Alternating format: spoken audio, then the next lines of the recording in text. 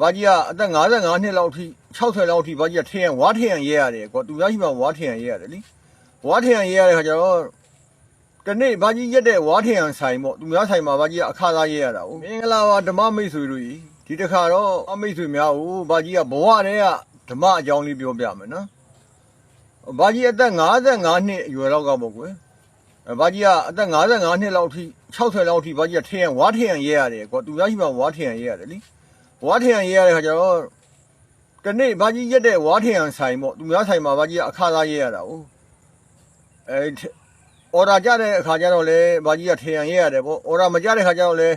ဘာကြီးထရံဆိုင်ကဘာကြီးဆရာနဲ့ပေါ့တရားပေသားလေးဆွေးနွေးလို့အဲ့လိုဆွေးနွေးတဲ့ခါကျတော့အောင်မြေတဲ့မင်းကတရားပြောတရားကြောင်းပြောတာတရားကြောင်းဆွေးနွေးရတာလေဟိုသဘောကျတယ်ကွာတဲ့ဒီနေ့တော့မင်းထမင်းစားတော့ပြီးမှပြန်ဟေးတဲ့ဟာဒီမှာထမင်းချက်နေတယ်ကွာတဲ့ဟုတ်ကဲ့ရပါတယ်ဗောဘာကြီးကလည်းအေးစေးသူနဲ့တရားကြောင်းဆွေးနွေးနေနဲ့ယုံနံအကြောင်းပေါ့ဖြစ်ပြအကြောင်းတင်ခါရအကြောင်းလူဆိုတာလည်းလူဆိုတာလည်းယုံတဲ့နံပဲဗောတရိษံဆိုတာလည်းယုံတဲ့နံပဲအဲ့တို့တိုင်ပင်ဆွေးနွေးနေနဲ့အဲ့ဒါဟိုဘက်ရင်လှမ်းပြီးတော့လှမ်းခေါ်တယ်ဟေးဆရာကြီးဟေးဆရာတို့တဲ့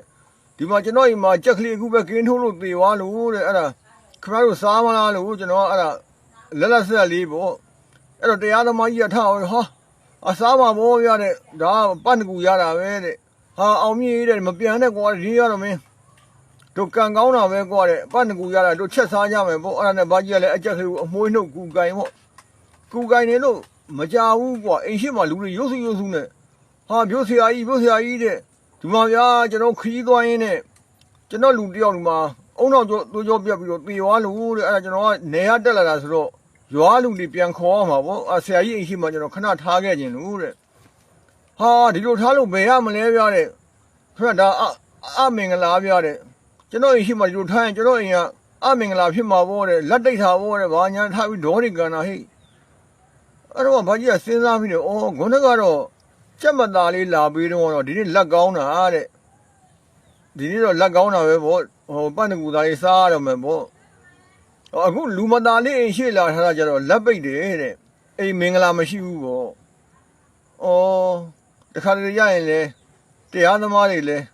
မျက်စိလည်းတတ်တယ်နော်မသားတော့မှပဲအစစ်နှမ်းခွဲတတ်တယ်ဘာကြီးကဒါဘဝတည်းကကိုတွေ့တရားရခဲ့တဲ့အကြောင်းအရာလေးပါသားသမီးတွေအားလုံးတပ်ပိတ္တရတတ္တဝါများကျမ်းမာချမ်းသာကြပါစေလူဆိုတာယုံနာနှစ်ပါးခန္ဓာ၅ပါးတိရစ္ဆာန်လည်းယုံနာနှစ်ပါးခန္ဓာ၅ပါးအမှန်တော့အာတုပဟာအာတုပပါပဲလို့အားလုံးကျမ်းမာချမ်းသာကြပါစေတပ်ပိတ္တရကမ္မရက